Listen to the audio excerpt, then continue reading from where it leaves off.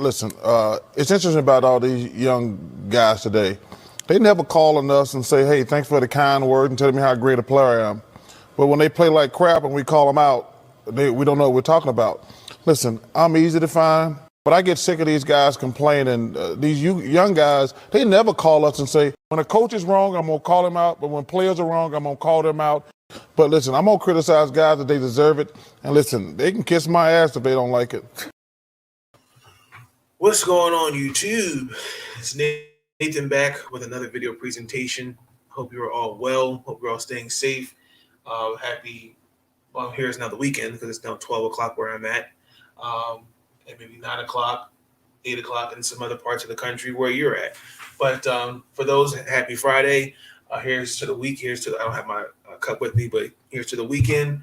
I hope everyone has something planned. Hope everybody's staying safe. I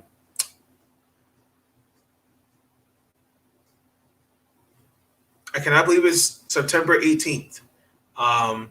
September is going by fast. It just felt like a couple weeks ago it was August. I was thinking about doing something earlier today, but because of other commitments outside of YouTube, I didn't get the opportunity to do that. So please forgive me. I have all the episodes downloaded. I will have those up this weekend for y'all. Season 3 is going strong. Like I said, we're on the road to 100 subscribers. If you're enjoying the content you're seeing and you'd like to see more of it going forward, you want to give me your suggestions, topics you'd like me to discuss, please leave them in the comments below. I'm welcome to talk about other things in sports in this podcast. I want to take the opportunity real quick to give Sean Spencer and Mr. Anthony Handy a shout out. It was a great episode of Let's Talk College Football. I need that clip. It was a great conversation just around college football. A couple people have asked, well, do I talk about college football? So I'm definitely trying to get some games in there. It's not as easy between talking about that and you got other sports like the NFL, baseball, basketball's about to start up soon, and the WNBA. So a couple of things we're going to get into. This is episode 6 of the podcast, Big Nate Talk Podcast. A couple of things we're going to get into tonight. I'm going to continue the week 1 takeaways. I didn't finish all the takeaways from the games that I saw. Had opportunity. Games I couldn't see on TV, I was able to watch it, and I just want to get my feedback on those. Got to break down the Washington football team versus the New York Giants Thursday night. Was a great win. Talk about the Baltimore Ravens versus Kansas City Chiefs. Preview and my biggest things that we need to take into consideration going into this game Sunday.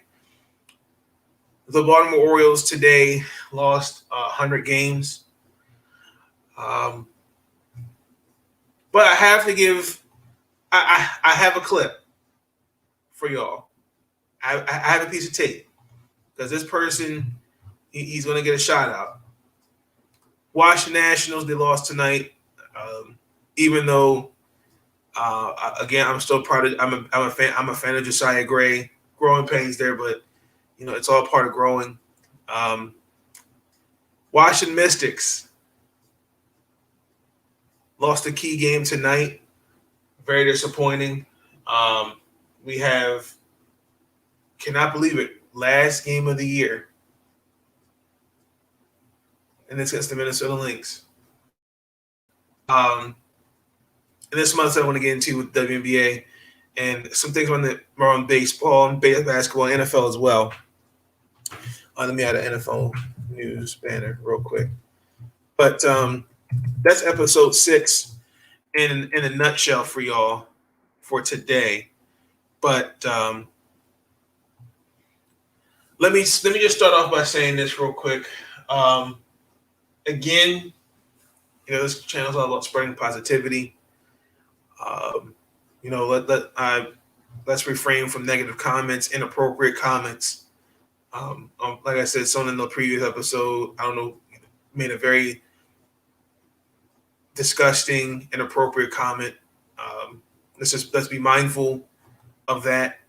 Again, we can all have discussions, different things like that, but there's lines you don't cross, and that was one that was crossed, in my personal opinion. But without all that, I've talked your ear off. Let's get into the podcast. So, NFL takeaway. So I didn't really talk about the Broncos. I didn't talk about the Broncos versus the Giants, and I didn't talk about the Bengals and the Vikings. I really didn't also talk about the 49ers and the Lions. What else? Steelers. I did talk a little bit about the Steelers and the Bills. But I want to start with the Broncos real quick. I got to give a shout out to Teddy Bridgewater. It was great to see him back out there on the field. I know the last few years he's been through a lot with injuries. I felt like I understood, with his injury in Minnesota. That sucked. It was great to see him back. I just want to point this out. He's the 5th starting quarterback to start the season opener in the last 5 years. 26 and 34 for 200, what's like 248, 2 touchdowns. The scoring plays, look, they had like three scoring drives. And in those 3 scoring drives, he didn't turn the ball over once. I got to give my thoughts and prayers to Jerry Jeudy. I thought it looked like a Dak Prescott injury with the ankle.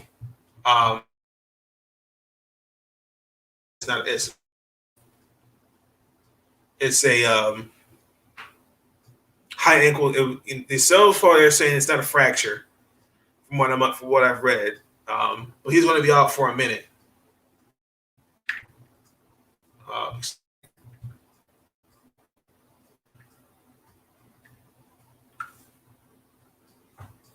But anywho, like I was saying, I think his play definitely impacts the Broncos. Him and Cortland Sutton, Jarrett Jeudy definitely is that guy. A lot of his teammates I've listened to some interviews, and they say he's uncoverable. And he did lead the team last year in touchdowns. So they do need some playmakers for sure. I want to get into the New York Giants a little bit and the Washington football team. The Bengals, they're still a young team.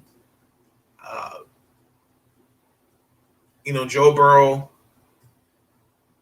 is the guy they're building around. My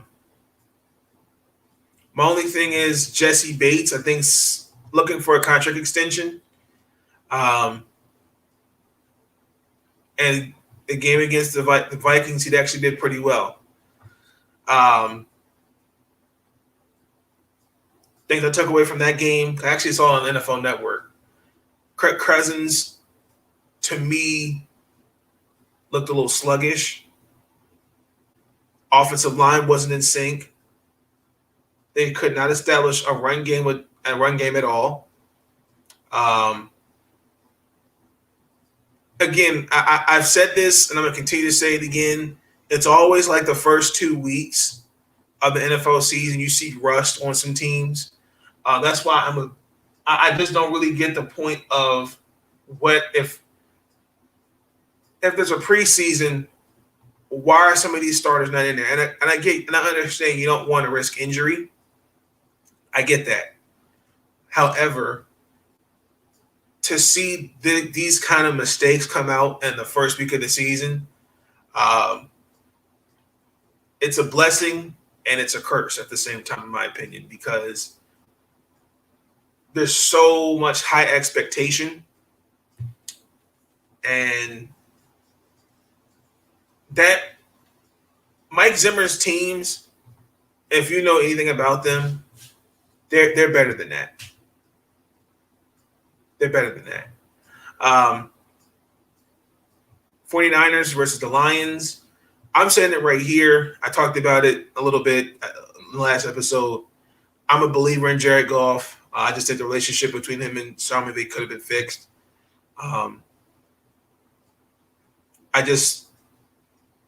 49ers showed me, again, I'm quoting a YouTuber on here, trust your eyes.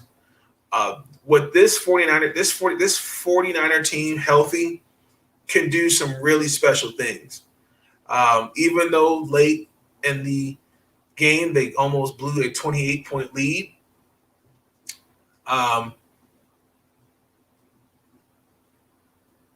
You gotta look at it like this. Unfortunately, and I was hard on him a little bit.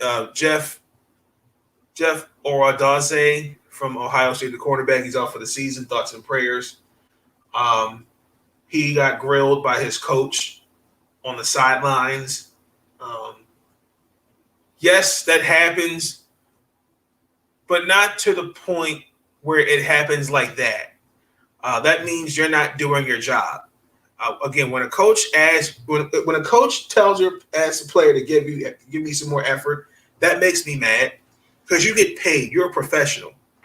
No coach should ask their players for effort. Should not.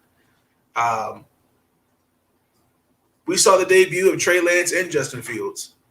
I thought it was a little weird that they brought him in the game in that situation. They play the Eagles, so it'll be Trey. I doubt he'll probably get in there from like some situational plays. The last time, if your name is not Matthew Stafford, the last time who was a season opener quarterback for the Lions was John Kitna. That was the year they went 0-16. If I'm saying that correctly, it was the last team that wasn't Matthew Stafford. Like I said, I'm a believer in him. I truly am. He has the tools. He's a two-time Pro Bowler. He has the tools to be a great quarterback. It's just what the Lions do around him that matters. Carolina Panthers versus the Jets. Sam Darnold went back to New York. I feel bad for Sam Darnold. I've said this. I'm going to continue to say it. Adam Gase. I blame him for the failed development of Sam Darnold. Adam Gase should have never been a head coach in the first place. I think the way he built two teams and did absolutely nothing with them when he was with the Miami Dolphins, I thought that was horrendous. Zach Wilson is still showing me that, he still got some growing pains. The only thing I didn't like about the Jets, their pass protection is horrendous. Now their left tackle, Mackay, I think he's saying Becton. He actually might be out for the whole season because he had like a serious knee injury.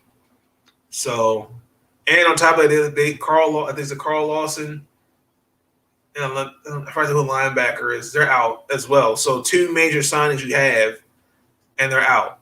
And on top of that, one of your offensive linemen's out. That's not good. I really wanted to get into this a little bit. The Eagles versus the Falcons.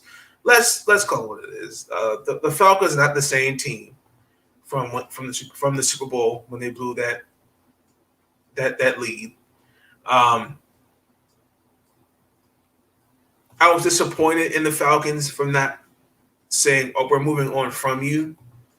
I think it says more about they're committed to him.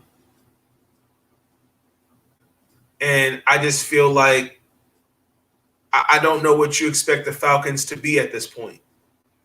I really don't know. To me, I just feel like you got Calvin Ridley, Kyle Pitts, but what is this team looking like going forward? I'm confused. I'm just not sold on it. The Eagles look good. I'm just really just not sold on this team. Again, I blame a certain journalist, that really destroyed Carson Wentz's confidence. I believe the biggest issue was Carson Wentz's confidence was shook in Philadelphia. And I understand there's expectations, and did he not succeed? Did he not fulfill his expectations? Sure, but I think every week the Eagles came on TV. This guy, this journalist, y'all may know, and y'all know who I'm talking about, just found ways to just continue to just point the finger at Carson Wentz. It's Carson Wentz. It's Carson Wentz. And I'm sitting there going like, what about the others? What about the offensive line? What about the defense? What about the running back? What about his wide receivers? Like, glosses all over that and points the finger at Carson Wentz. And I get it because he got paid the quarterback, best quarterback in the game. And I understand that. Quarterbacks, unfortunately, stars get all the praise, all the glory. But I believe to not hold Jeffrey Lurie accountable, and then he kind of held Doug Peterson's feet to the fire up until towards the end of the season. But Jalen Hurts actually did pretty well. He had 3 touchdowns in that game. Devontae Smith had 6 catches, 71 yards. I feel like they performed both. When I looked at the highlights, it looked really good on both sides of the ball. Keeping Atlanta and again Pitts, Ridley, and then out the end zone, I noticed that was really good. But these are the next 5 games: San Francisco, Dallas, Kansas City, Carolina, and Tampa Bay. Those are the 5 games. Particularly, I want to see how they look against. Oh my gosh. I want to see how they look against Tampa. I want to see how they look against Dallas and Carolina. I want to see how they look against these 5 teams. They're probably going to win, I'll say 2 out of those 5 games. That's what I'm going to go with. I'm not going to talk about the Houston Texans in the Jaguars. Trevor Lawrence is a rookie. He's going to make mistakes. Again, Urban Meyer looked really just like a deer in headlights. For example, there was one play that he had too many men on the field. They lined up incorrectly. He burnt 2 timeouts in the first quarter, which made no sense. That really just lets me know that he just doesn't really seem to he doesn't really seem to know what he's doing. I'm not really I just don't get that. I talked about the Seahawks and the Colts. Russell Wilson, the offense is off to a start. I just really wish they give Russell Wilson some offensive line help. The only issue I noticed, I looked at their corners. I looked at the stats. They only had 3 sacks. Rasheem Green, Darrell Taylor, and Benson Mayowa. I just feel like those guys gotta show me more. But I think Seattle's pass rush would be all right. The last team I want to get into, gotta talk about them, was the Titans and the Cardinals. Chandler Jones, I was really hoping would be traded because he seemed like he went. I'm not sure if he still wants out. Had 5 sacks in that game. Derrick Henry was absolutely nowhere to be found. In the first half, had 8 yards rushing. That's the lowest since 2019. And the last time that happened, he played against the Carolina Panthers, if I remember that. The offensive line looked sluggish. The front 4 for Arizona made it really, really difficult. for Henry for them to make holes. And yes, that's what she said. Anthony, what's good, bro? Good to see you. I still have the Tennessee Titans win the AFC South. Again, like I said, these are give it the first couple of weeks, teams will get it together. My only question about the Arizona Cardinals, I'm still looking at to see who's going to be their best, who's going to be the second best player offensively. That's not his name is not DeAndre Hopkins. I like Christian Kirk. He had 2 touchdowns. AJ Green did have a quiet first half of that game. I like Rondé Moore. But I need to know who the second best player behind DeAndre Hopkins is going to be. But while I'm sticking with this game, I wanted to talk about the Tennessee Titans for a second. Mike Vrabel, made some comments towards Julio Jones. And this is where I'm a little concerned going forward with this team. Julio Jones is a great wide receiver. Not taking anything away from him. We know the last few years, as far as practicing and different things like that,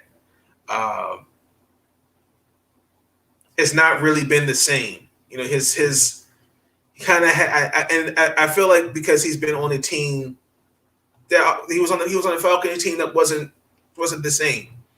So if you don't remember some of the comments that were made, let me refresh your memory. Hold on, where is it? Why is it doing that?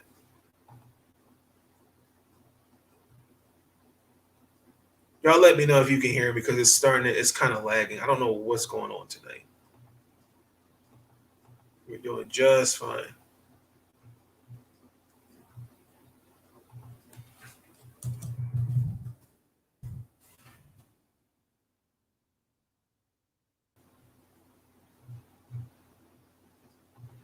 Okay, so this was the comment that was said.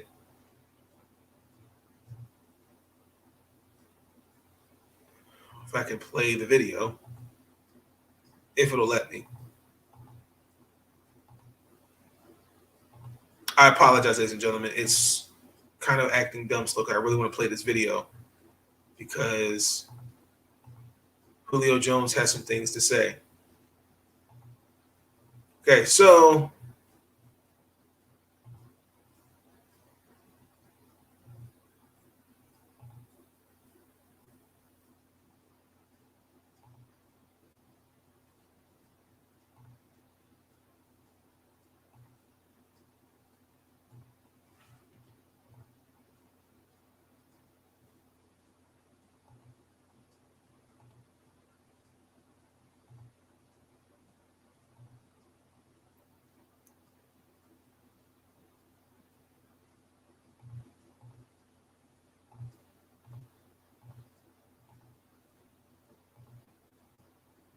okay, here is the clip from Mike Vrabel.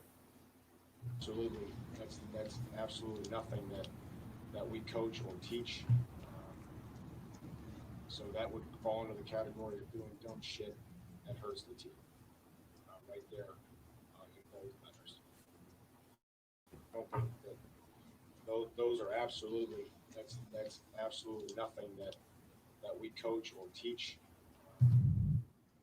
So that would fall into the category of doing dumb shit that hurts the team. So those comments came from after it was a 3rd-and-1 situation, and Julio got flagged, and it became, instead of 3rd-and-1, it became 3rd-and-16, and obviously, there it is. Okay, good. And unfortunately, I felt like those comments were a little out of bounds. the one thing I have said this, and Sean Spencer can back me up on this a little bit, and I've had this conversation with Anthony as well. A coach can't give you confidence, but he can take your confidence. I think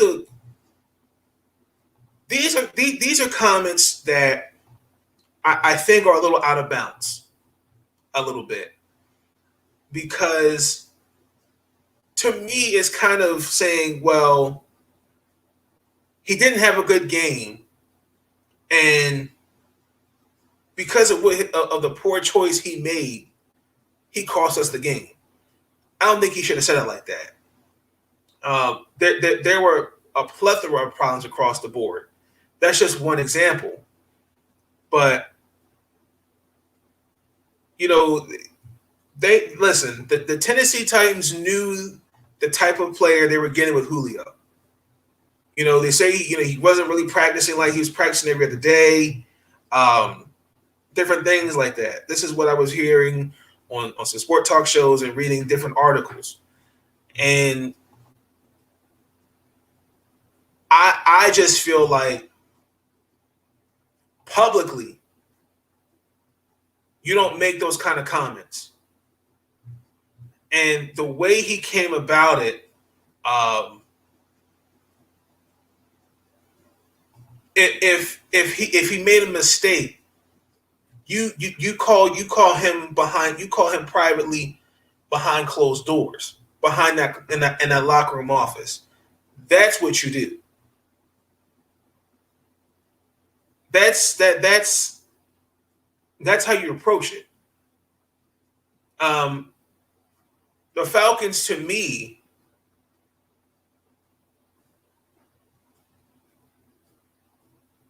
I can't really speak on the type of things Julio was doing in Atlanta, and I feel like the Falcons may have kind of tiptoed, but I'm not sure if a guy like Bill Belichick, if Tom Brady, for example, was having a bad game, or Drew Bledsoe, I don't think Bill Belichick would make those kind of comments publicly. Again, like I stated, the Titans on both sides of the ball played horrible. The biggest things that I took away from that game was focus and discipline. That's something that did not happen. Because he comes out with these comments and pretty much says, I have never said anything to you guys, the cameras, that I haven't said to the players.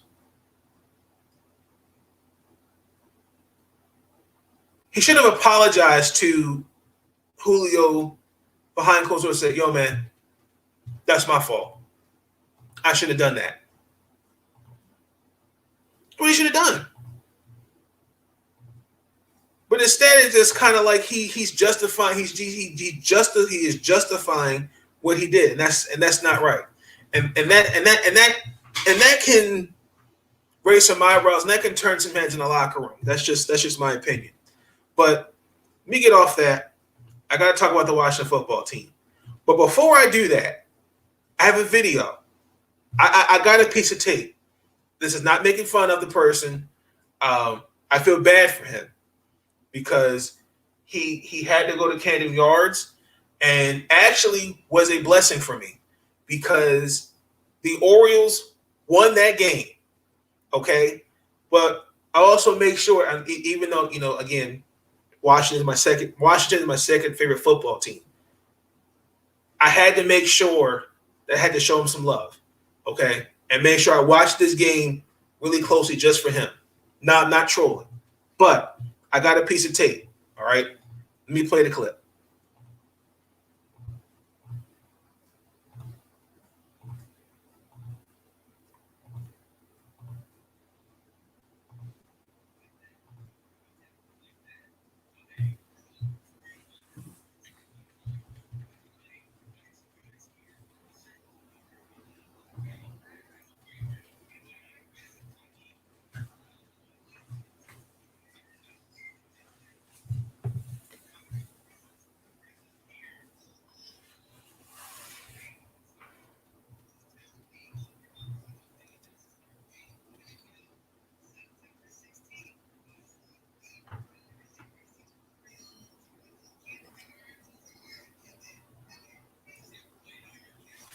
Need some volume.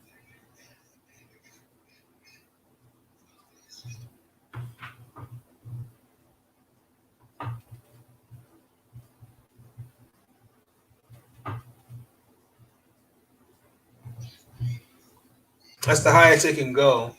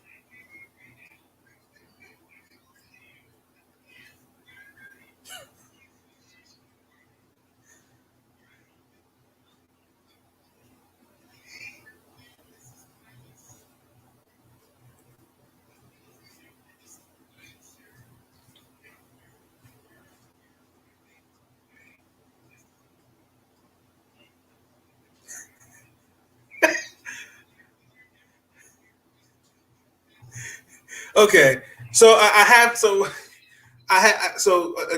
to play that real quick. It's not to make throw any shade at him. I have to give a shout out to Sean Spencer because and his wife Kat because they were good luck charms. The Orioles beat the Yankees in the bottom of the ninth.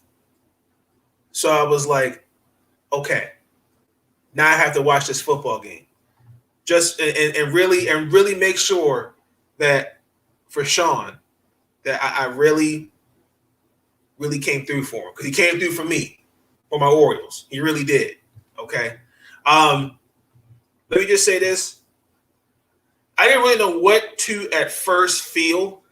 Going into this game, again, I went with an open mind. Again, like I said, there were a few things when you're coming off a short week, especially, the performance against San Diego, which was it was disappointing, but it was in need improvements across the board.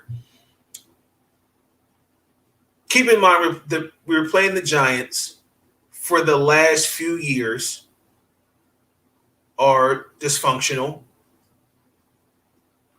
And arguably, I feel bad for Daniel Jones because I see what now I really see what people are saying, and I get where they're coming from now.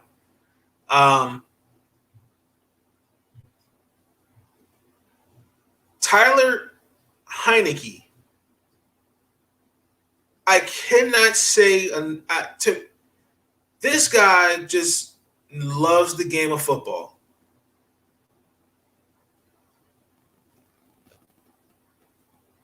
He just his third start his third start. I mean, he just did enough. He did a lot to ensure, even if we lost that game, he did enough to win.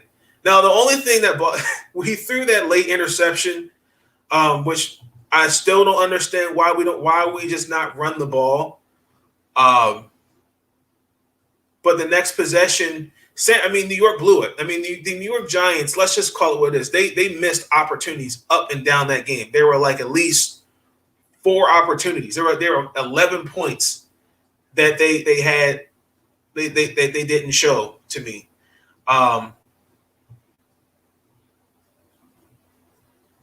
Terry McLaurin, J.D. McKenzie, Ricky Seals-Jones, Adam Humphries were all effective in that game plan. And again, give it like a week or two, you're going to see different things. Okay.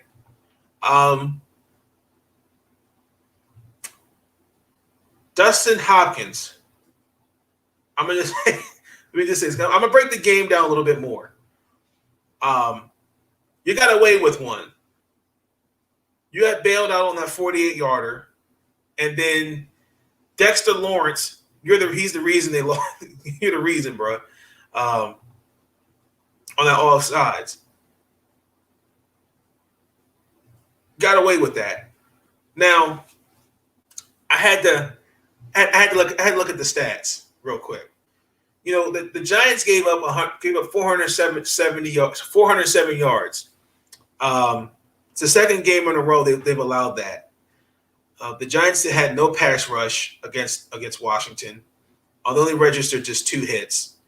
The Giants defense, they allowed on the first half, it was a before the half, it was a 10-7 lead, and then by halftime it was 14-10. There was a 12-play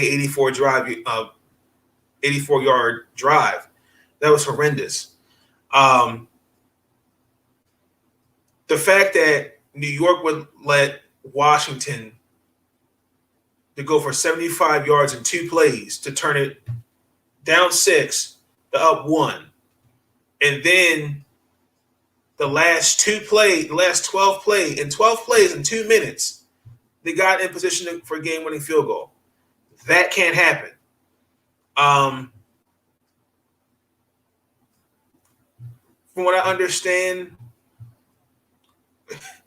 Kenny Galladay and Daniel Jones got into it. We all saw him screaming on Daniel Jones again. I think it's frustration. But let me just say this. If anything, Daniel Jones should have been screaming on Kenny Galladay. Where was Kenny Galladay at? I mean, you only had 3 catches and he had a big chance in the third quarter. It was a deep pass and just didn't come up. I mean, again, they're paying him $40 million, but that's neither here nor there.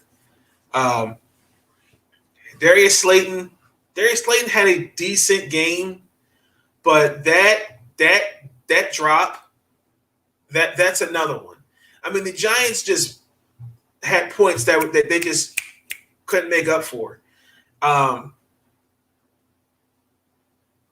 only thing is I have an issue with Joe Judge. When they got the late interception, why were you not aggressive? I feel you're on the 20-yard line. You got 2 minutes and about 15 seconds to go, and just run the clock. Just be aggressive. They didn't show that to me, and it's like, wow. Let me just give you a couple examples. On a pinpoint, I had to look back at the game. It was a 4th and 3. It was 20-17. There's 14 minutes and 21 seconds to play. They opted to go for a field goal, then go for it. On the next drive, it was a 4th and 4. He chose to go for a field goal again. It's just like the Giants lost this game. But let me go back to Washington, because a couple things I did look at this. Ron Rivera, I've noticed again, he's being too conservative. He needs to be aggressive. I don't know what it is about being in their territory. I don't get it. A big example, I made a note here, was 23-17. And we had the ball on the 19. It was a 4th and 3. Instead of going for it, he decided to kick a field goal. And I'm sitting here like, it's a 4th and 3. You're down 4. Go for it. You got bailed out again by that Darius Slayton missing that catch. And again, I really feel like something has to give, because you just can't be that conservative. You just cannot be that conservative. You just can't. The defense still needs some work, a little bit, from certain aspects. The scheme could be better. I feel like they all did their job today. I mean Thursday night.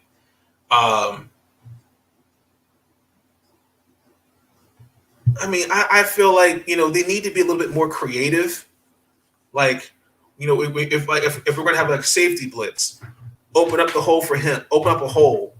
I'm looking for stunts. I'm looking for things like that. I'm not really seeing really a scheme really being drawn up for Washington's defense. I'm not really seeing that, and I feel like it's just. I mean, I'm gonna give it time, but again, another thing, again, biggest takeaways. Terry McLaurin had his day with James Bradbury, 11 receptions for 107 yards. He did really good in some zone coverage. Again, he got because Bradbury got a holding call in the fourth. But I hate to say it, I can't put any blame on Daniel Jones in this one. I have to hold that. I have to hold. Joe Judge has to hold the L. He definitely played turnover free, and he didn't turn the ball over at all. The only thing I could say was the drops. And Daniel Jones, I mean, he did everything he could. Saquon Barkley's still getting back in there. But if you're Washington did his job. Taylor Heineke is the starter for this team going forward. Even though I'm just not letting the fact that Dwayne Haskins should be the starter, but that's neither here nor there. I'm not letting that go. I'm sorry, I just can't. That bothers me. But it was a great football game. Washington football team. Like I said, I still have to win the NFC East. Just really, really interesting turn of events. Very competitive. The Giant fans was really quiet. So I can't wait to see what Sean and the Washington Football Weekly crew have to say about it. I know they may flame Sean because he was at the Oriole game and missed it. But I have to thank Sean. I do. Because I'm going to talk about it in a little bit. But let me transition to the Baltimore Ravens versus Kansas City Chiefs. So we now have 15 players on the IR. Chris Westry is on the injured reserve. He tore his meniscus. Oh my God, Joe. And then on top of that, Ronnie Stanley may not play because of an ankle injury. I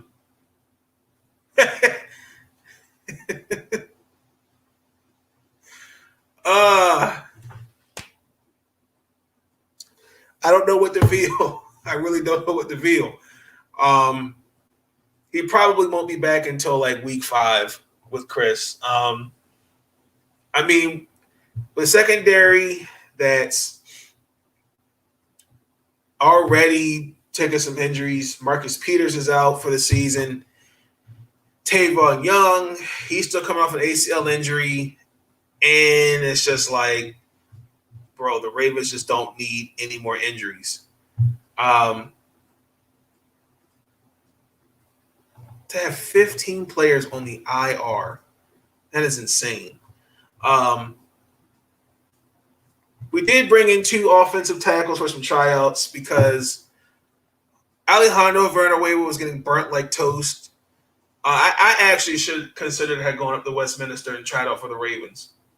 The biggest thing is I just have to get in shape, and I could have tried out for offensive lineman. I'm not being funny. I really could have been considering doing that. We brought in some guys named Jarrett Jones-Smith and David Sharp. I had to look these guys up. Jones-Smith was an undrafted free agent from the Houston Texans. He was with the AFL.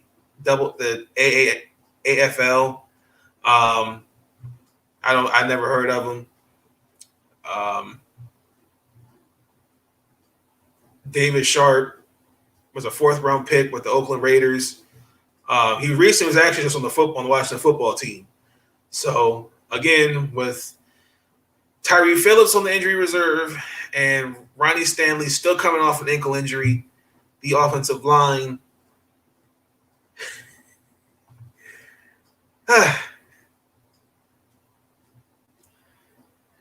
And people are saying Lamar Jackson has to carry this team.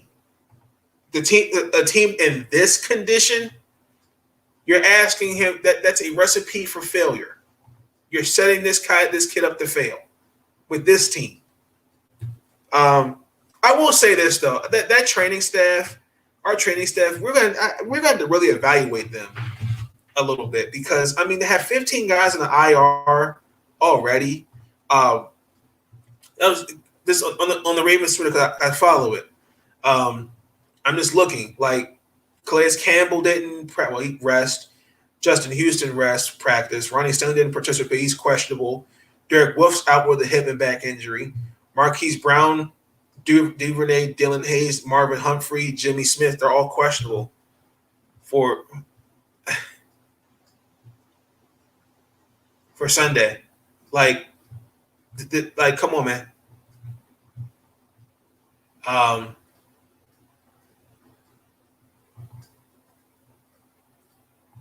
I just feel like I don't know where Baltimore can go.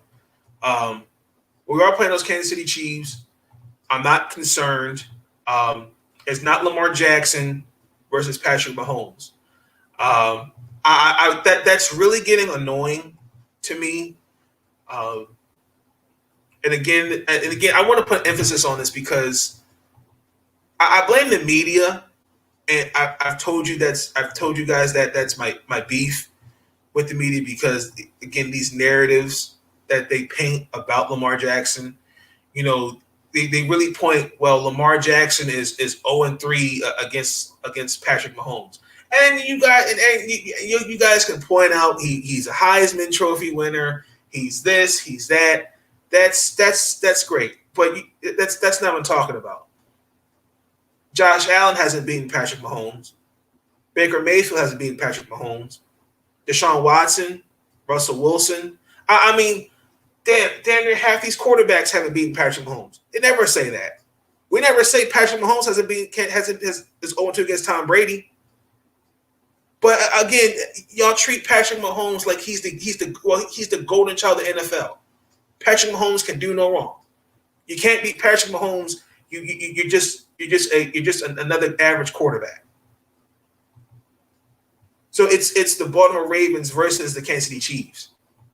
I appreciate Lamar being humble on that, because as the media, it's getting really annoying to keep hearing that. Like you never heard say, well, you know, Larry Bird versus Michael Jordan, particularly Michael Jordan in those early Bull teams where they were getting bounced up the first round. No, it was the Boston Celtics versus the Chicago Bulls, not Larry Bird versus Michael Jordan.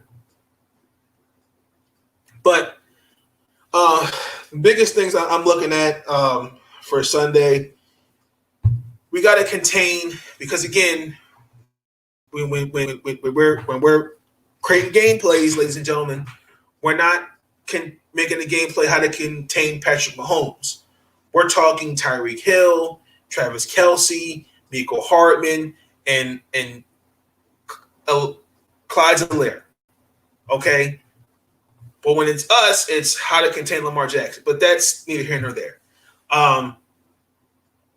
In that game against Cleveland, he had a 75-yard touchdown. We got to really, really contain the big plays against Tyreek Hill.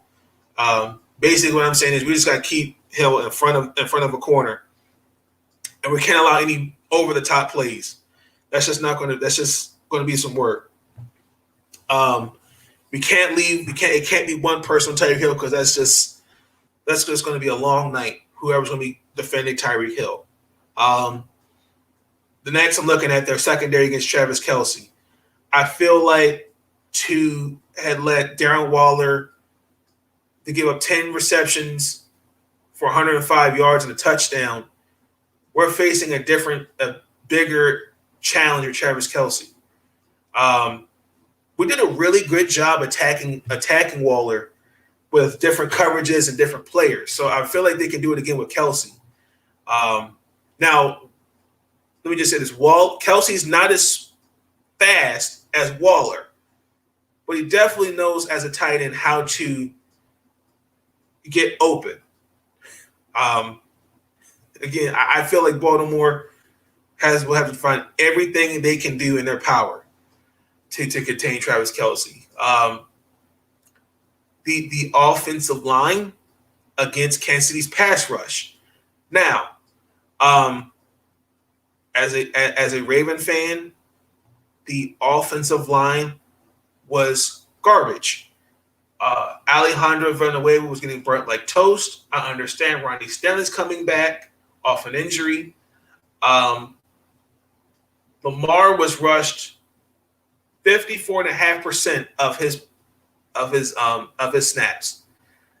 That cannot happen against this team.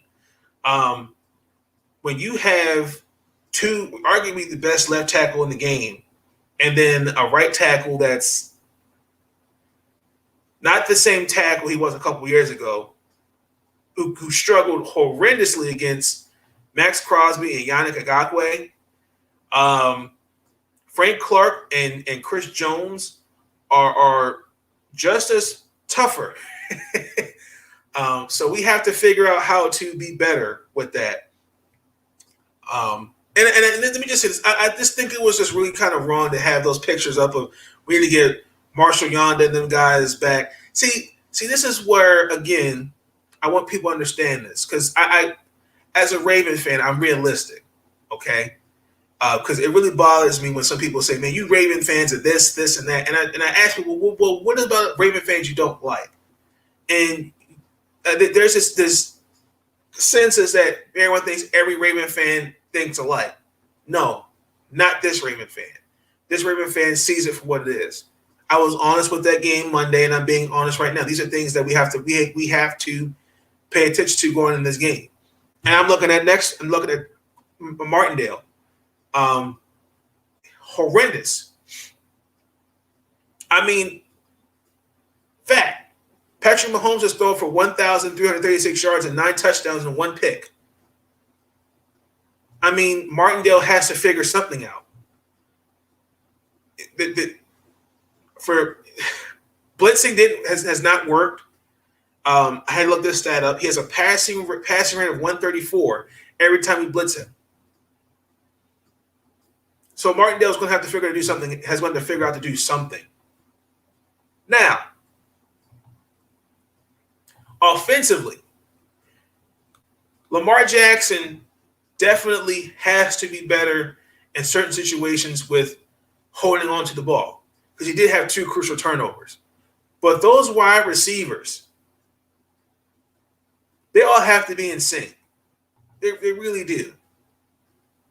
Sammy Watkins made some comments. He asked, how do you feel about going up against Kansas City? And there was something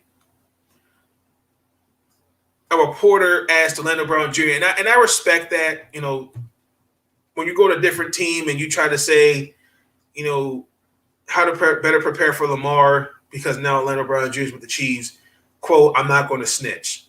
So I respect that. This is what Sammy Watkins said. So I'm just trying to win at the end of the day. So snitch or no snitch, anything I can give Wink Martindale in defense, that's what I'm going to do. I'm not particularly giving up plays, but hey, do this on this guy, do this on that guy. Again, I like Sammy Watkins. I've always felt like he could have been number 1 wide receiver, but with injuries, he brings a different dynamic to me, he's a different mold. He's not the wide receivers that we've had the last few years. He's, Seth Roberts, Willie Snead, Michael Crabtree.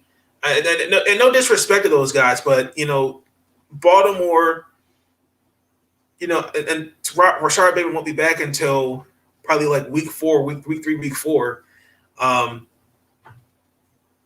It just Sammy Watkins, Marquise Brown, Mark Andrews, Josh Oliver, Duvernay, Poche. They're going to have to step up. Offensively, we're going to have to step up. The running game, I think, will be better. We just added Devontae Freeman to the 53-man roster. Baltimore just has to come out, and I think they're going to be a little bit more. I think they're going to be a little more motivated. But that loss to Oakland Monday, I think they're going to be motivated for sure. I just think, again, I think it just starts with we just have to fix the mistakes. And a lot of it is coaching. Greg Roman has to get on sync with the offense. The offensive line has to be better. Martindale in that in the defensive calls that he made. There's going to have to be some adjustments. And if they can't make these adjustments against Kansas City, it is going to be a long Sunday night in Baltimore. So I'm gonna be fair. I'm not being biased, but I'm going to give the edge to Baltimore. Final score is going to be 30-27. I think Baltimore can pull it out.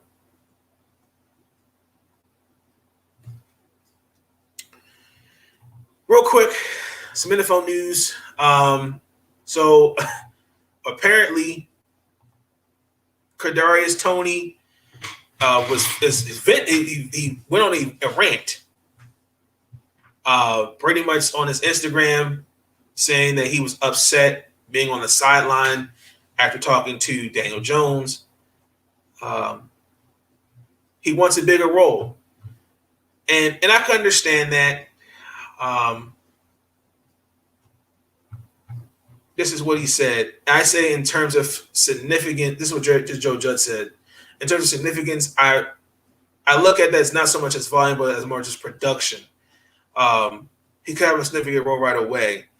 I think a lot of it also too comes to the fact that Kadarius Toney did contract COVID-19, and he didn't participate in any preseason due to a hamstring injury. So that's not a good recipe if you're him, if you're Kadarius Toney for sure. But, I mean, you'll see. I think Joe Judge will get them in there. And, again, think about it. He comes from a coaching tree with Bill Belichick. They want to see production. You know, just give it time. Colt Brennan, his cause of death was revealed, a drug overdose. Sad. It was he ingested fentanyl and some other substances. Colt Brennan, he played for the Washington football team. He also played for the Oakland Raiders. He was drafted in the 6th round. He also played in the UFL, Canadian Football League, and the Arena Football League. He's a good little quarterback coming out of Hawaii. Sad. But according to TMZ Sports, he was actually receiving treatment at a drug rehab facility. And, yeah, man, just sad. Just sad. Tom Brady, I wish Sean could see this, was told he said he could play in the NFL until he's 50. Tom Brady is one of the best quarterbacks of this generation. He's not the greatest quarterback of all time. It's not hate. I don't do that goat. I don't do that GOAT talk. I don't. I go by best quarterback of each generation. So a question was asked, can Tom Brady play until he's 50? His response was, I don't find it difficult. So plus in Florida, it's kind of a retiree state. So I feel like I can play and then just go out in retirement. I think I can. So I think it's a yes.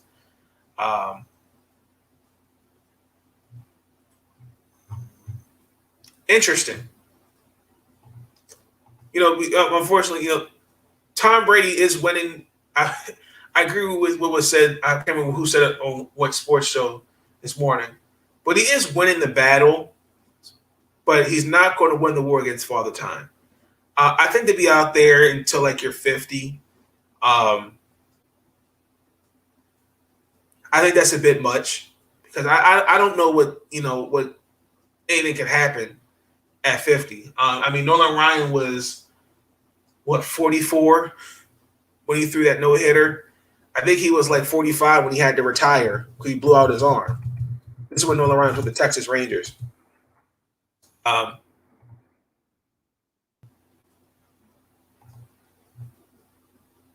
Yeah, his last game was on September 22nd. It was 1983. He tore a ligament. So I mean, I feel like if he just goes out there, I mean, I feel like he's just joking around, but I think he's going to ride this train as long as he can. So we'll see.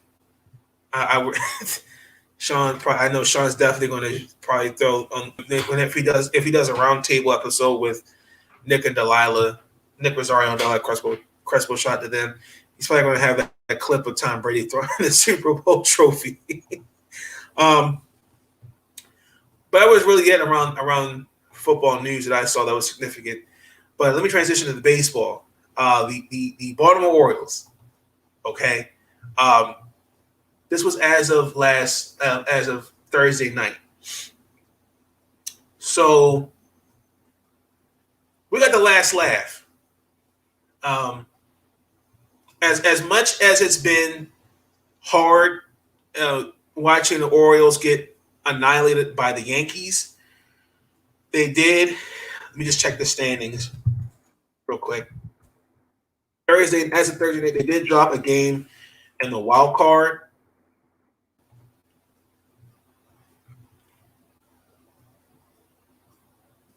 And then one game back.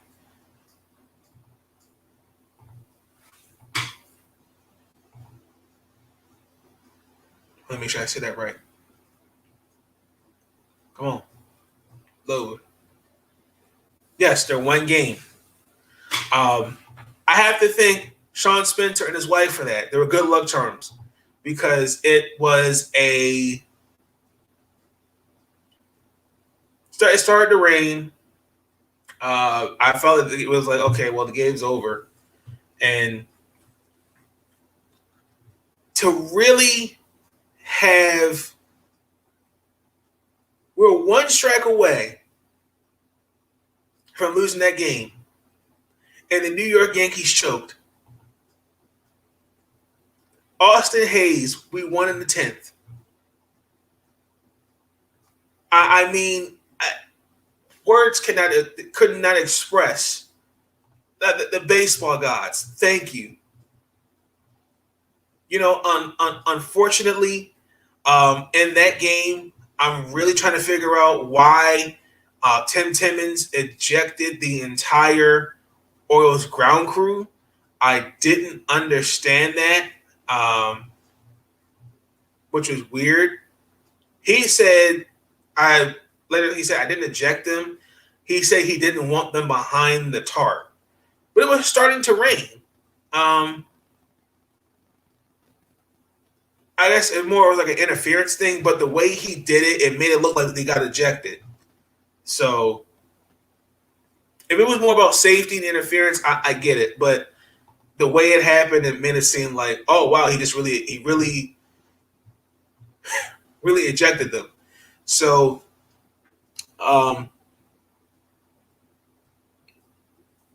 but I'm glad I don't see the team until next year. But we really got him to the point where we got him to go down a wild card spot.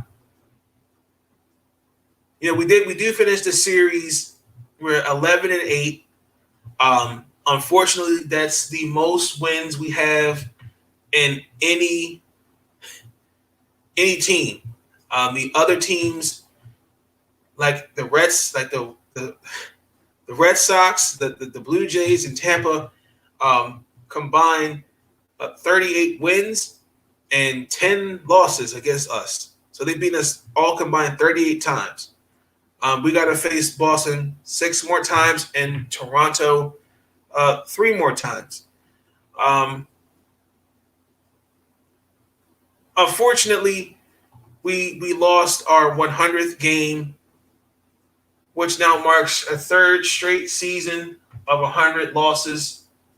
Final score, embarrassingly enough. Hey, Lucinda, how are you? Good to see you. Final score was 7-1. I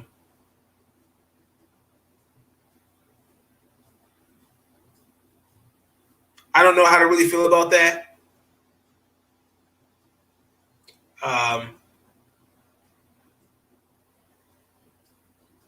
Keegan Aiken started the game. Biggest thing he consistently had an issue with was the base. Men on couldn't keep guys off base. Jose Iglesias, former Angel, now with the Red Sox, had drove in 2 runs in the second inning, and Austin Hayes we responded with Austin Hayes home run, which was now makes that 21 on the year. And then in the 5th inning,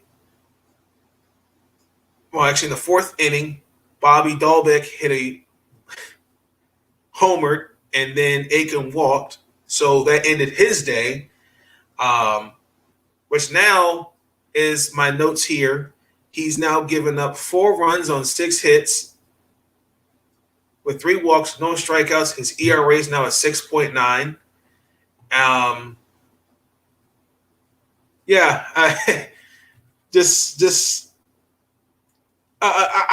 have to kind of show some leniency. I appreciate their support and love. Thank you, Lucinda. You have a good night. Thank you. I understand that we have guys that are young and they're maturing, and we're throwing some of these guys into the fire. We had Dustin Knight, who allowed a 3-run double from off Hunter Renfroe in the 6th. Spencer Watkins did okay, but we're now 47-100 on the year. The last 4 years, last year was different because we only had 60 games due to COVID. We lost 115 games in 2018, and then 108 in 2019, and then now this year. The last team that did that was the Arizona Diamondbacks, which is utterly disgusting to know that we actually did that. We got to 100 losses first before they did. So that makes me even more want to put my head against this wall. Okay. The last time that happened, the only time we only had 100 loss season, that was back in 1988. We had lost 107 games, but that was like a rebuilding Oriole team. I think like the next year, I think they were like almost like, I think like 6 or 7 games from the wild card. I think Frank Robinson was the manager at the time. But to really put this in perspective, we've lost 14, we've struggled this whole season. We lost 14 games in a row in May, and then we lost 19 in August. The hitting offensively has been inconsistent. The pitching has just been an eyesore to look at.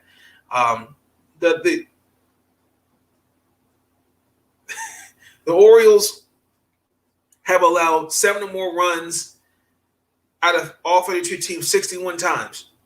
That's coming into the series against Boston. Our ERA as a pitching staff is 5.89. That's the highest, and actually on pace to be the 3rd, according to a stat I saw, the highest ever. Chris Sale was coming off COVID, pitched 5 innings and only allowed 2 hits. Cedric Mullins pretty much was our only, and Austin Hayes were only pretty much our beacon of light. Everybody else was just nowhere to be found. I just don't know what else to say. I really don't. I have to start talking about the Royals, or I'm going to put my head through this wall. They stink, unfortunately. But I cannot believe they really got to 100 losses before the Arizona Diamondbacks. So, number 1 overall pick, baby, Elijah Green. Actually, Arizona just lost too. So we're actually tied with Arizona for the worst record. We're both 47-100. So Elijah Green, Baltimore Orioles, baby, let's get it. I can't wait to next year's draft. Disgusting. So I have to thank Sean Spencer and his lovely wife for being at the game Thursday and being just the good luck charm that actually made me feel really great to know that even though we lost 100 games today, we may have played a part and the Yankees could potentially miss in the playoffs by a game so far. Crossing fingers. Nationals lost tonight against the Rockies. I'm a fan of Josiah Gray. Again, these are growing pains. This team is young. They're building around Juan Soto. I can't get mad at him. He 5 innings, 8 hits. Biggest thing is Colorado just he had no answers for Colorado. They did their thing. Again, I'm looking at he walked the first 2 batters, and then Charlie Blackmon had an RBI double. I mean, they retired 12 of the 13 batters. And looked at my notes here. They're Brendan Rodgers, who I'm glad he's gotten a starting opportunity in Colorado. I feel bad. I kind of was feeling, when is this guy? He's going to start. I've always been a fan of Brendan Rodgers since he's come out of college. He hit a 2-run home run. At one point, we had a lead, and again, it was 9-8.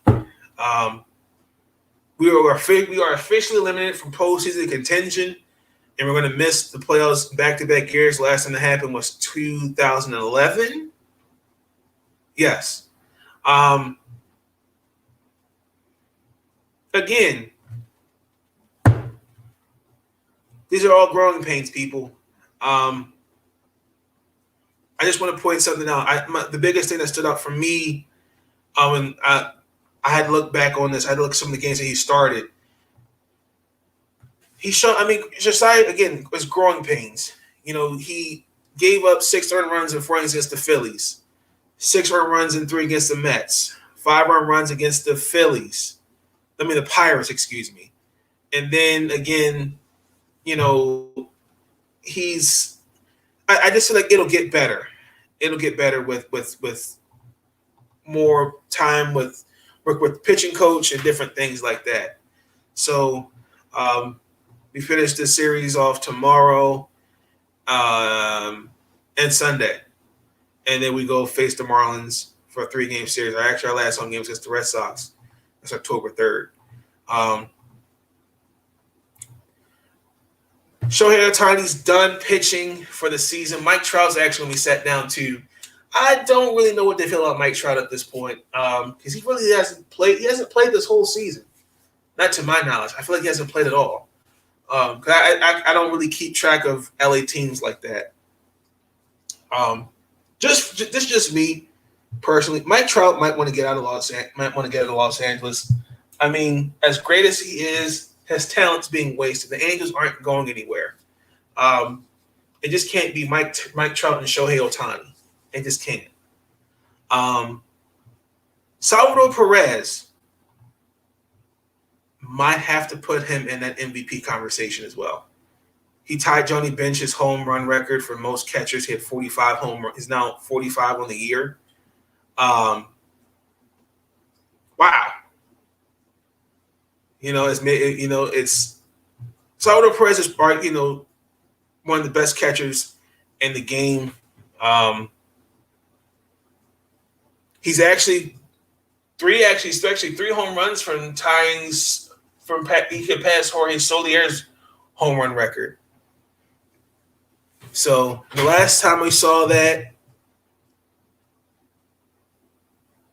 I think Solaire's like, no, Parsons, he's second on the list behind Mike Sweeney. He's tied for second with Mike Sweeney, but George Brett has the most home runs. So, again, last 2019, he didn't play at all. And he had 56 home runs between this year and last year. He's definitely pretty good. He's looking really good. Now, I'm still going to give the MVP edge to Vladimir Guerrero Jr. Because, again, what you're seeing, ladies and gentlemen, is just greatness. It's just greatness. And we really have to really appreciate what we're seeing right now. So I can't wait. I cannot wait to see what these playoffs look like. Let me talk about real quick some things around the NBA. Anything happened? Frank Ntilikina got signed with the Dallas Mavericks. Ntilikina was a former first round pick by the New York Knicks. I feel like he's another one of those picks New York should not have gotten. He's a good little guard.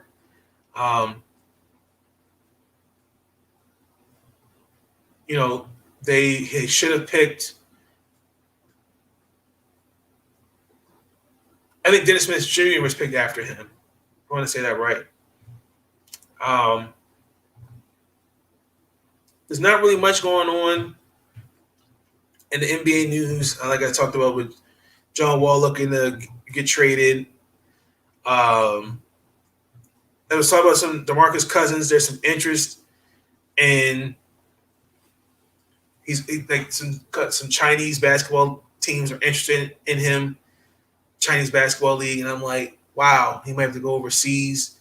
I feel like he should be on the NBA roster. That's just crazy to me. I just don't know how to feel for that. Eric Gordon is also another one who looks like he's open to being traded. Again,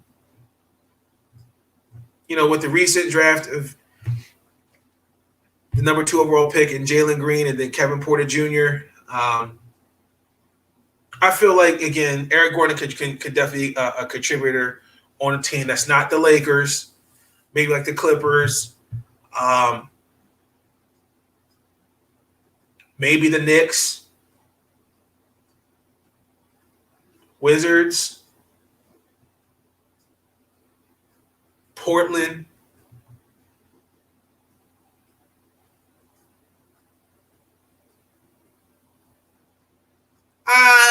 Maybe Golden State. Maybe. Tyson Chandler and his wife filed for divorce after 16 years. She's filing for divorce for irreconcilable differences.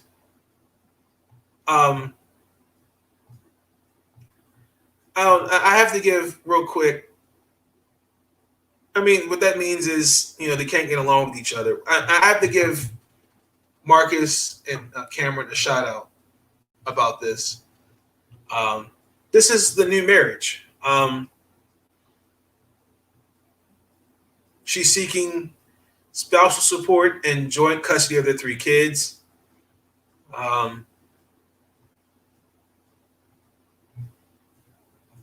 I don't really know how to feel about that. It's just for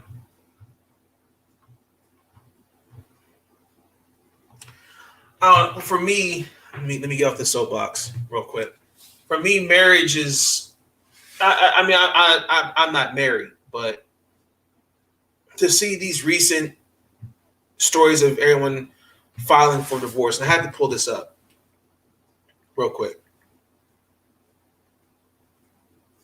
This is what was said. Divorce is the new marriage.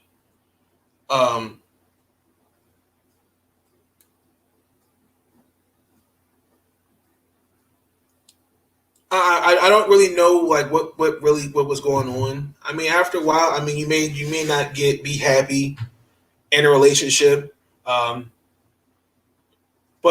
I just look at it like this. My thing is, what did I do as a spouse for it to get to this point?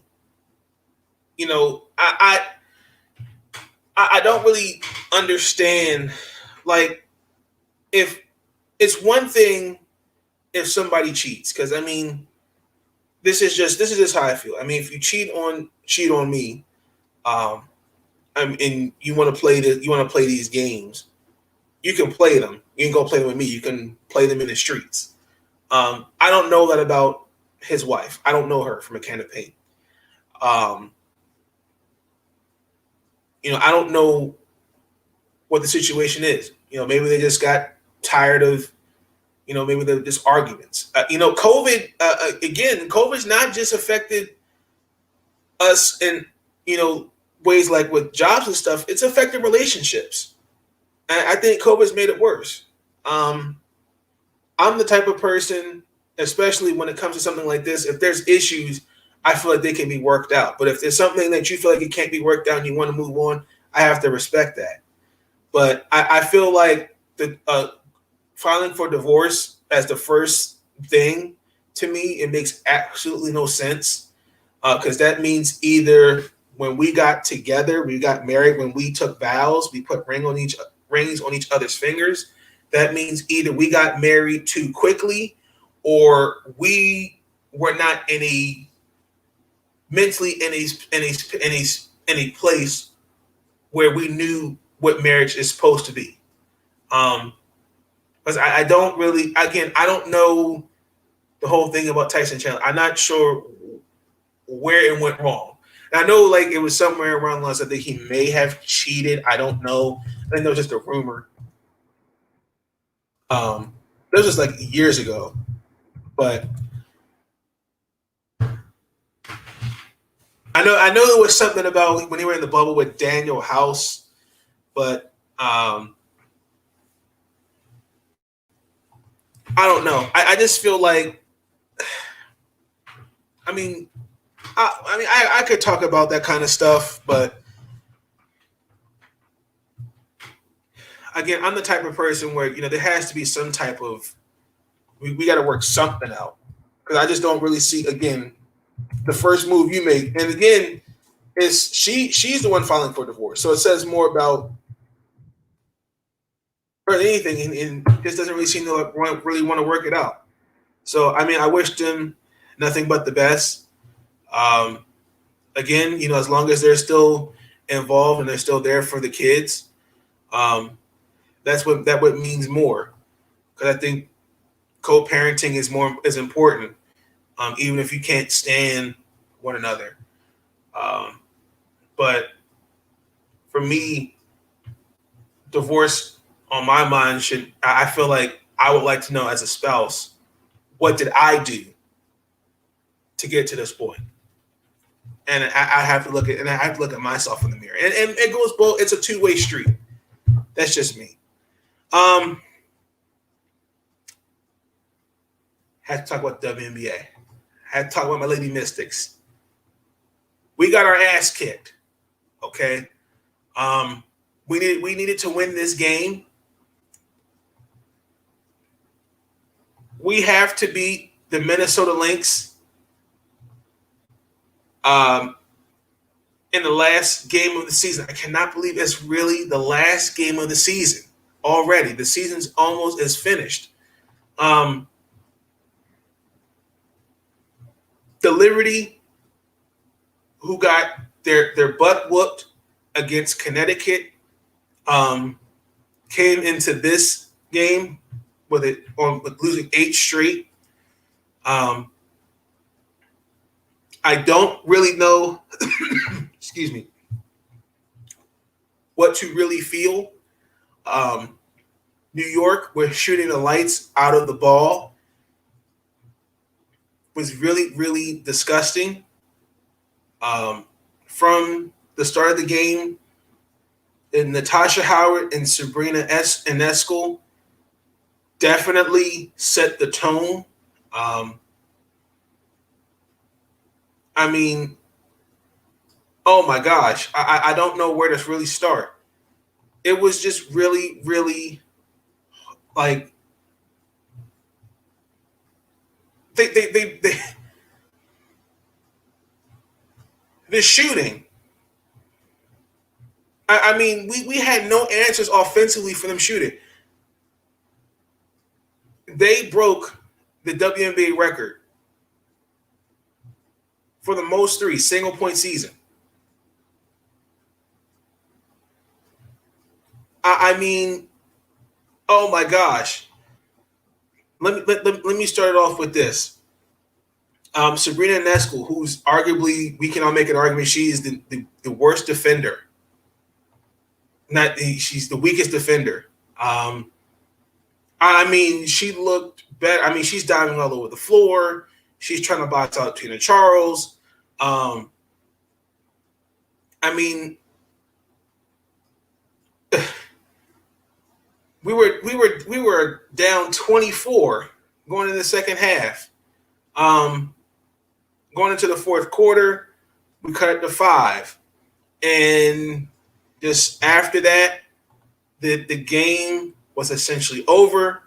The Washington Mystics absolutely had no answers defensively.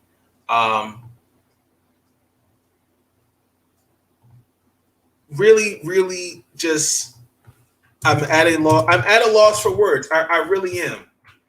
Let me bring up the box score. I just.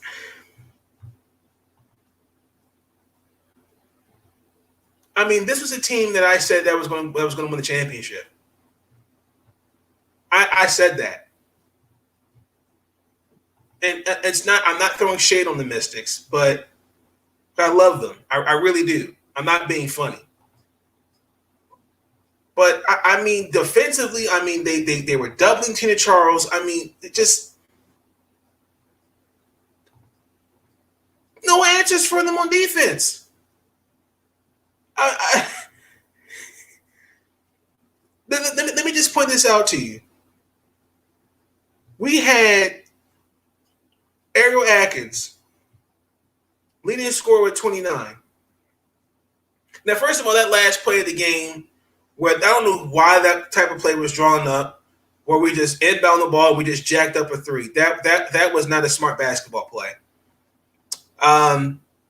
Once again, I'm just pointing out the obvious inconsistencies. Tina Charles defensively just no answers. She had a negative 11 plus minus differential, 10 points. She had 7 assists, 4 rebounds. But New York defensively, they held her to 10 points.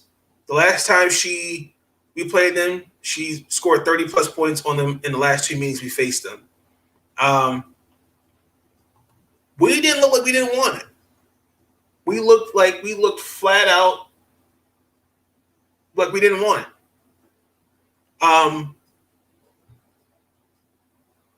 Again, I'm looking at Natasha Howard had 24 points, 11 of 13 from the field, double. You know, Sabrina Ionescu. I mean, it's the little things. It's the little things that they're doing and that we're not. I mean, let me just point this out to you. Shatori Walker-Kimbrough had 12 points. Tina Charles had 10. After that, Natasha Cloud, 8 points. Lonnie Mitchell had a clutch 3 to get us back in the game. I mean, just inconsistencies. Like, this team is not making the playoffs. Like, if we're going to continuously sit here and say Tina Charles has to lead this, can actually get this team to the playoffs with these type of inconsistencies, we're that's delusional thinking. Like, I'm kind of concerned going into the off season. I don't think this is what we were expecting. Like,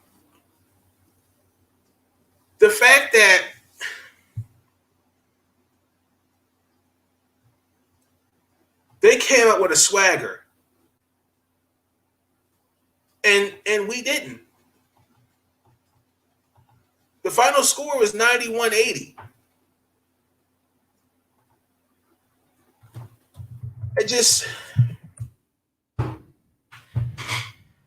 my God, I don't really know. I just don't know what to feel.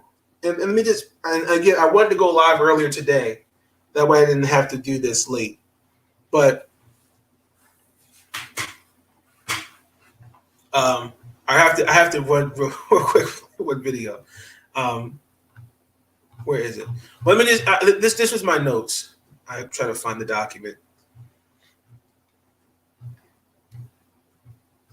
Coming into this game, we had to come with the mindset that we had to set the tone early, and that's something we didn't do. We didn't set the tone. We didn't. Let me just give you some nuggets. Tina Charles coming into this game was averaging 32.5 points against New York. We scored 101 points on them. That marked a season high. That's the third most points scored against New York this whole season. We played against the Liberty on the 21st, May 21st. We made 16 threes. That's the most in the series against New York Liberty. That didn't happen tonight. We were an abysmal 12 of 33. Shooting threes is essential to whooping ass. The New York Liberty, just draining shots. 10 to 22 from the field, from three, 51% from the field compared to our 40%. We're inconsistent. We're getting bad looks at the. Defensively, the New York Liberty were just we're just making us look, making us take bad shots. And really, only really positive. Ariel Atkins, yes, was our leading scorer, but she had a -3. The only positive player was Erica McCall, and she only played 12 minutes, and she had 2 points, 4 rebounds. That's it. And Shatori Walker had 12. Everybody else in the negative. Meanwhile, New York, Michelle Oyeware, Dee Richards, Kylie Sugar only played like 9 minutes. Everybody else did their part. Now I have to play this real quick because she's an X factor, and that's why they brought her there. I'm talking about Benijah Laney. She looks. I'm a fan, but she looks like she wants to cut your heart out. She has this look. I feel intimidated every time I see her on the court. Like she wants to just rip your heart out if you look at her the wrong way.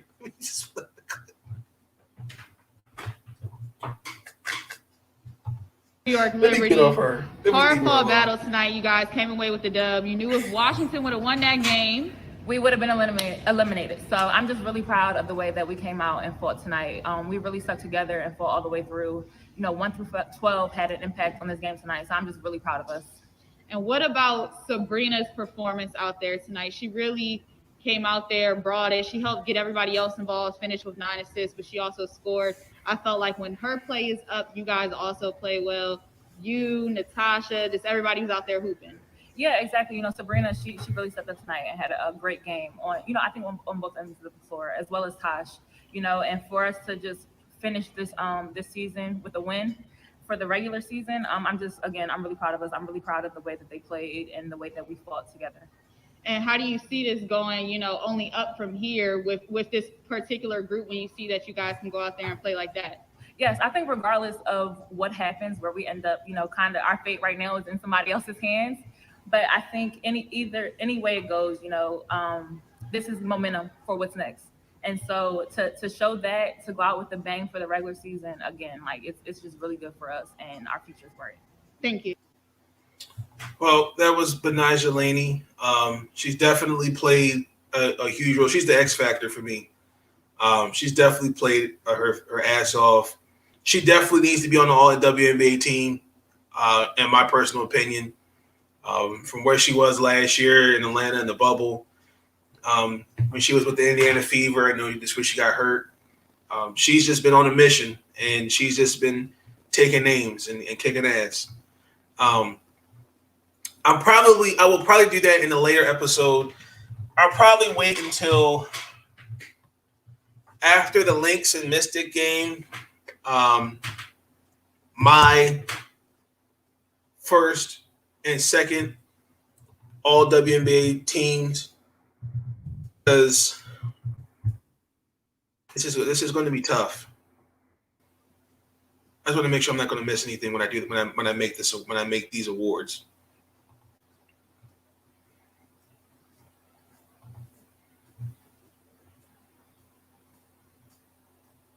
Okay, so all rookie. That's the only one I'm missing. So I pretty much have an idea of who my award's going to go to, but we faced the Minnesota Lynx on the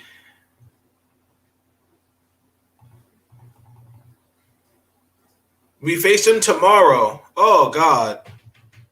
I did not peep. I thought it was Sunday. Hold on. It is Sunday. Wow, okay. See, ladies and gentlemen, it doesn't feel like a Saturday. I'm sorry. It doesn't feel like Saturday to me. So that's our last game of the season. We gotta win this game. We don't win, we're out the playoffs. Which I feel like it's good for the Mystics, because I think it gives us a figure out where this team is going to go, because there's a lot of just things that just happen. I mean, injuries, and then on top of that, I think we just have a lot of inconsistencies. Tina Charles, to me, is the MVP. Is our MVP of this team. She did a lot, but others around her, man, besides Ariel Atkins, Shatori Walker-Kimbrell, I would want her on my team any day. Natasha Cloud as well. But this is not the same Mystic team I knew from last year. I can't forget about Maisha Hines-Allen, but this is not the same team from last year or even 2019. It's just not. This team is just it's just a bunch of just role players to me, and let's just figure out where we can go with it. And like I said, I kind of have I want to go and I'll go in more depth about it. I think who stays, who goes, but. I have to send my thoughts and prayers to Coach T and his wife Nancy. They tested positive for COVID-19, so he did not coach today against the Liberty, and he will not coach Sunday against the Lynx. They're fully vaccinated, and he's saying, "quote Luckily, the testing and vaccinations have done their job." I'm actually happy for Eric. That's his son. To me, when it's all said and done. For sure, I feel like this could be his team to coach. It's kind of weird when he brought him, when we both came along back in 2012, 2013. I was sitting there going like, oh, okay, I'm going to see where this goes. I like his basketball IQ. He brings a lot of different things to that team, a different dynamic. But let me see if I can find that clip for y'all real quick.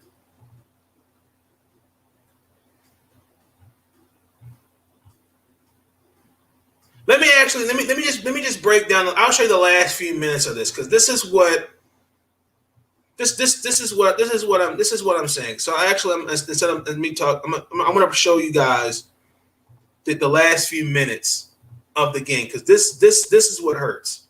So look at this. So the scores are we've lost. Okay, we're down 10. But I want you to look at the way. Okay, I mean, you call it timeout. That was a foul. I'm sorry. Now, but Nia Jelani had 5 fouls, okay?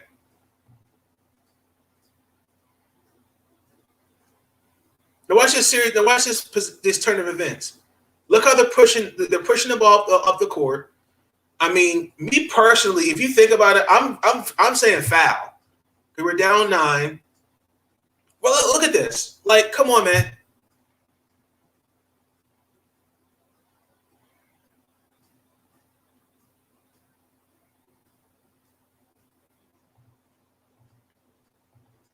And then watch this. Okay, I don't want to show the timeout.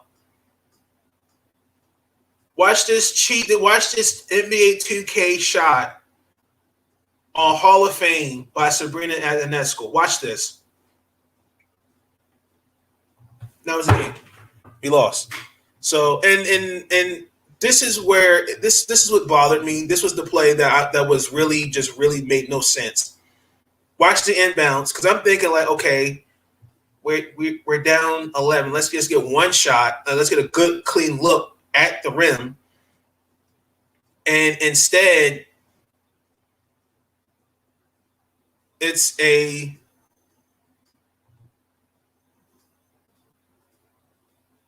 air ball. Like that can't happen.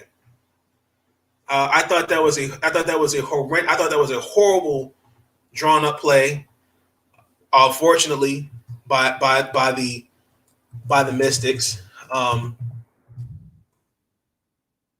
we I hate to say, but we I just am not.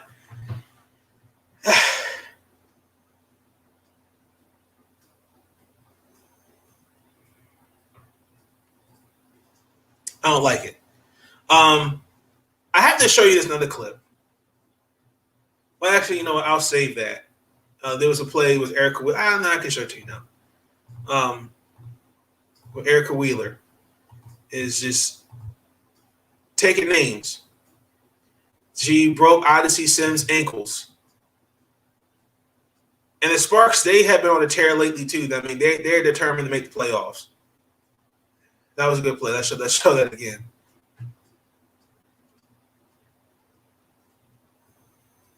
Yeah, that was embarrassing. But something also happened, I think, to Tia Cooper. It was kind of an injury. I'm not sure. I saw she got injured.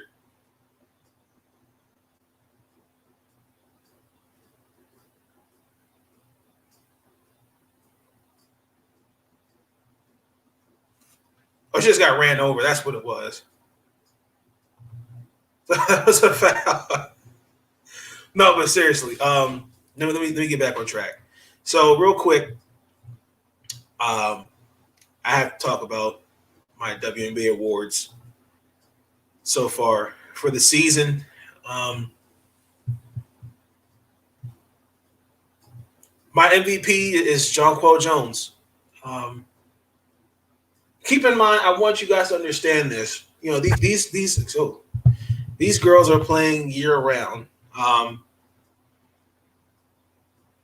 Jonquel played for. She was in Bosnia, and they were before the season started. Connecticut was 2-3, and offensively and defensively, they struggled without her. And I feel like arguably no other player, maybe besides, well, no, I can't really say other than, because this team wasn't really at its full strength. Arguably, no team this season hasn't played that impacts their team more than Jonquel Jones. To see where they're at now, they're the number 1 seed in the league. This team's going to win the championship. I really have to eat my words, and I have to apologize to the Connecticut Sun. I really do. Because, again, when you have Jonquel Jones, who's obviously another version of Kevin Durant, and then you have, in my personal opinion, the most improved player in the game right now in Brianna Jones, and then DeWanna Bonner, you can't sneeze at that. You just can't. And again, I have to apologize. I have to eat my words. because I sat here when I made this 144 documentary on the WNBA. I said, "Oh, the Mystics are going to win the championship easily. We got Della Dawn, Tina Charles. We're okay." I can't think of the person who commented and said they're not going to win the championship. They don't have the firepower. Rookie of the year is tough. Here's the thing. When I look at her draft class, she's played 50% more minutes than any other rookie in her class. Maybe other than Ari McDonald. Everybody else is essentially like getting little to no minutes. And Michelle Oyeware is by default, I have to say, Rookie of the Year. And it's really going to be tough for me to really make a choice in all rookie NBA team. Because again, you have the first two, like the third number one overall pick and the third overall pick, and Dallas sitting on the bench. And woe is me. I would think okay, they won't get some minutes, but we got to ask Vicki Johnson we need to ask Vicki Johnson that question. That makes no sense to me. But she's kind of started. She's kind of slipped a little bit. She's shooting now 32% on threes. Only issue is her inability to fill up get rebounds, blocks, and skills. Because she come UCLA, great program. I think that the biggest issue was her draft class. Nobody stands out. You have the fourth overall pick is out on a personal leave and probably will not play last game of the season. I don't even really know what's going to happen to her next year, to be honest with you, because the way this league is set up, which we got to fix. Even their contracts aren't guaranteed. Excuse me, something in my eye. Coach of the year, it's a toss up between Cheryl Reeves and Kurt Miller. The Minnesota Lynx, they were 0-4 due to injuries and players being overseas, and they won 7 straight games going into the Olympic break. I cannot stress the leadership of Cheryl Reeves.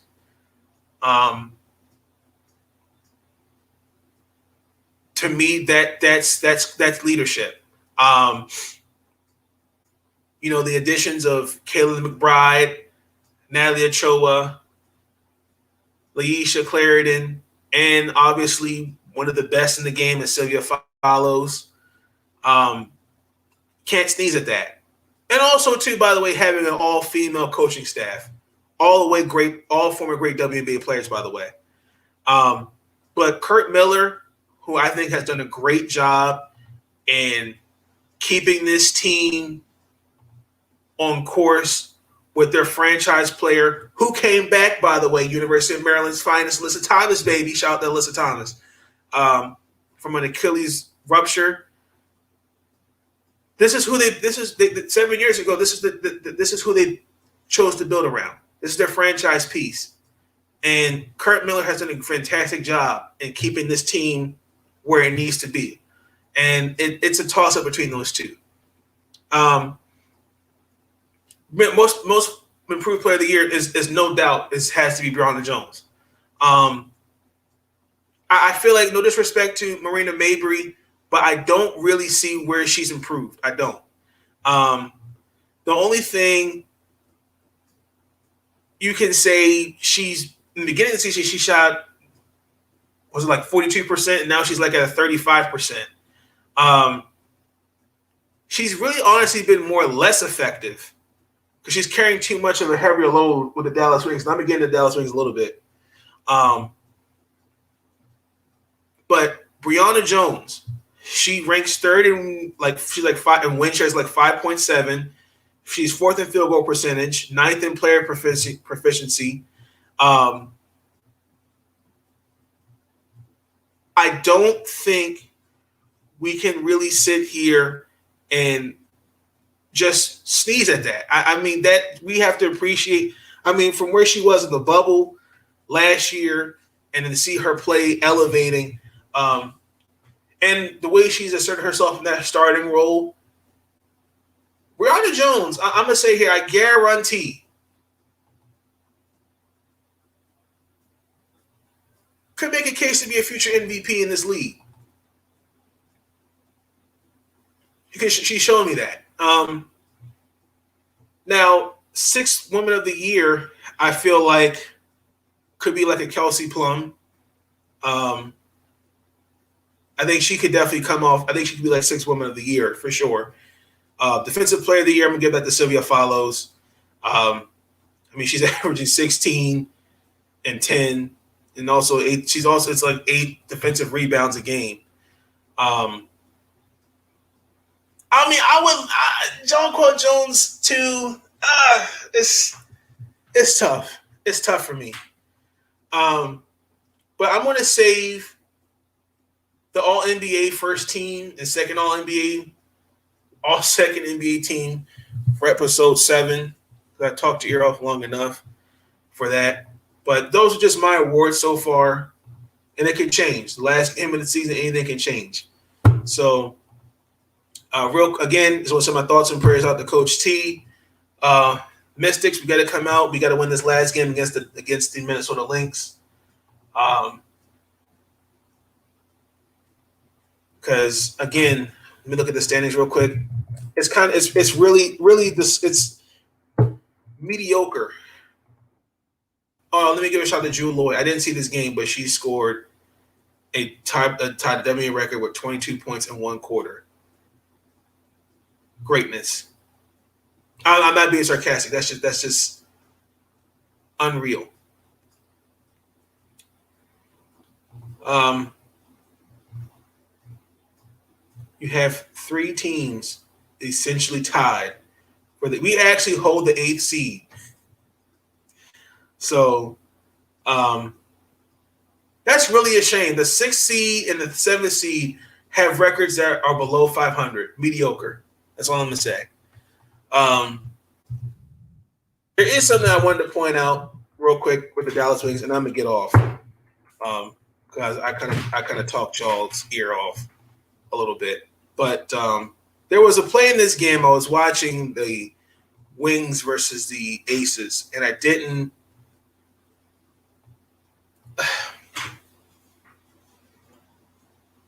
there's always going to be a moment in the game where we're frustrated and different things like that, but we have to be better at controlling our emotions. And let me just show you what happened here.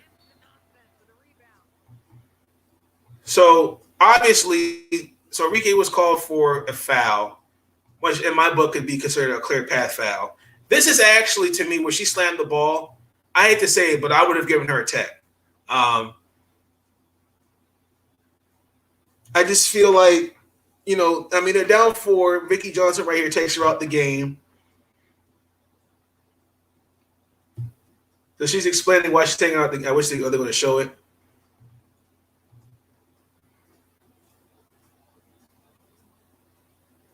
But Raquana Williams is just defensively for the Sparks has just been a great spark plug for sure. And I can't say it. The Aces, again, they definitely one of those teams for sure. Now, this right here, she slammed a water bottle on the floor, and they had to delay the game because they're all sitting here cleaning it up.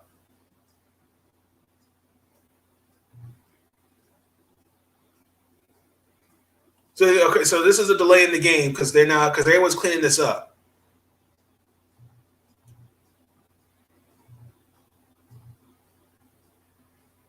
Now, meanwhile, this is what bothered me because I'm sitting here looking. Everybody is around here cleaning it up. You got the assistant coaches, everybody cleaning up, and meanwhile, she's sitting there.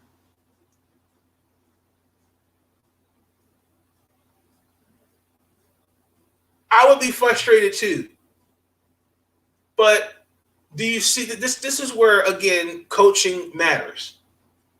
because she's obviously the best player. She's the number one option.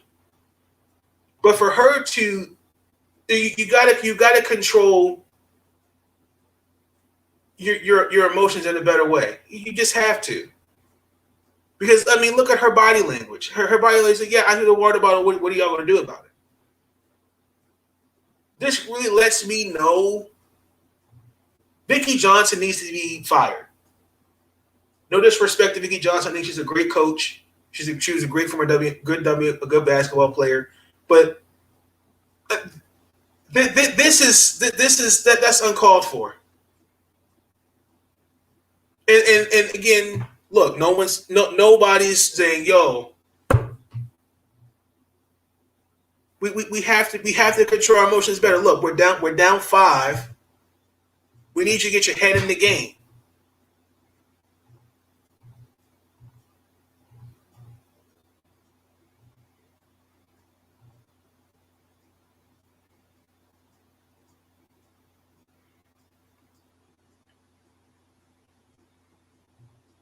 You just can't do that.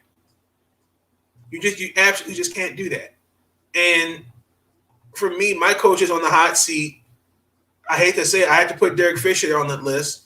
I have to put Vicki Johnson on that list, and I hate to do it.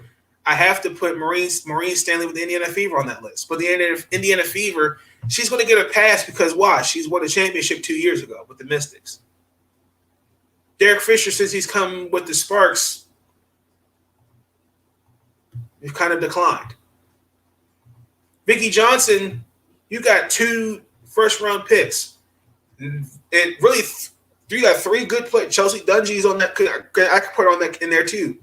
You're not giving them opportunities. And this right here is to me icing on the cake for Vicki Johnson. I just don't think she's the coach for this team. I just don't think she is, in my personal opinion. Now there was a video here on YouTube.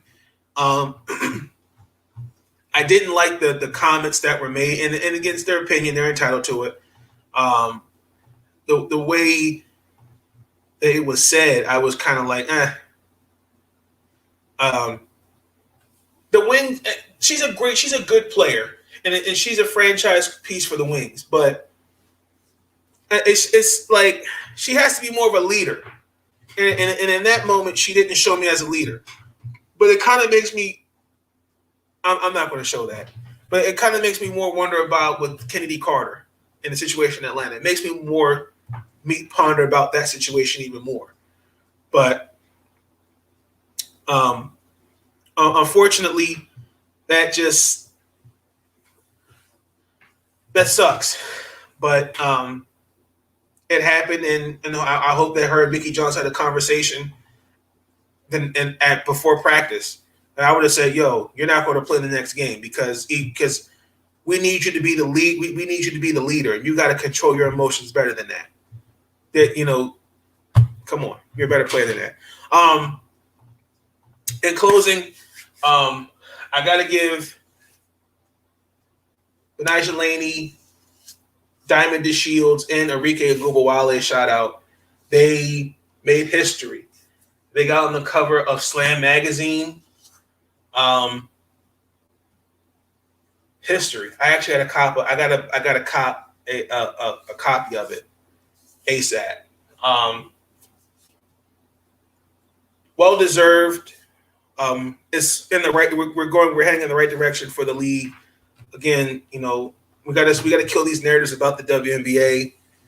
I feel like the league is growing. It's just growing. Just got to take it one day at a time. It's shown the league can be successful. It's just great talent. But I have to give those 3 because they made the cover of it. So I have to give them a shout out for sure. But if you hadn't already, check it out for sure. Slam magazine, because there's an article, like a story on Dee Richards, her journey coming back. She was paralyzed, and her journey from then into where she is now. I think they did like a cover article on Tina Charles and some other things as well. So, but I'm definitely going to get a copy of it for sure. But with that being said, I've talked your ear off for 2 hours. That's going to conclude episode, what are we on, like 6? Episode 6 of Big Nate Talk Podcast. If you enjoyed the video, be sure to give it a thumbs up. Be sure to hit that subscribe button along with notification bells on. Episode 7 will go live Sunday, right after the Ravens game. Because that game is episode 7 is going to include the Mystics versus the Lynx, whatever the outcome for that game is. The Ravens versus the Chiefs. I will try to do my best to cover all the NFL games. Orioles and the Nationals. Yeah. And that'll be it. And then we'll get into the WNBA playoffs, which I think will probably start probably that same, if not that week, this week coming up the week after. So if you want to get me more, you want to hit me up with more topics and suggestions, leave them in the comments below. Give me you're going to get feedback, you leave that in the comments as well. Consider hitting that subscribe button along with notification bells on. Be sure to leave the video a like. Again, we're on the road to 100 subscribers. Again, I do appreciate the support and the love that everyone's been giving me on this channel. And this is my therapy. This is what I love to do. I love to talk sports. I like to talk about different things. It takes my mind off this crazy world that we live in. And I just had to take the opportunity to thank God for another day, and to thank Him for the many blessings that He's given me and what He's done for me these last few years, and Him giving me the ability to do this podcast and do other things that are shaping me, that are molding me into the man that I'm becoming. So with that being said, y'all have a good weekend. Stay safe. Enjoy this weather. I know it's supposed to cool down. Fall is actually like 3 days away. But y'all stay safe out there. You know, have a good weekend. Enjoy college football. Real quick, Alabama versus Florida. Roll Tide. Okay, with that being said, I'm out. Peace. First of all, listen, it's interesting about all these young guys today. They never call on us and say, hey, thanks for the kind word and telling me how great a player I am. But when they play like crap and we call them out, we don't know what we're talking about. Listen, I'm easy to find, but I get sick of these guys complaining. These young guys, they never call us and say, when a coach is wrong, I'm going to call him out. But when players are wrong, I'm going to call them out. But listen, I'm going to criticize guys that they deserve it. And listen, they can kiss my ass if they don't like it.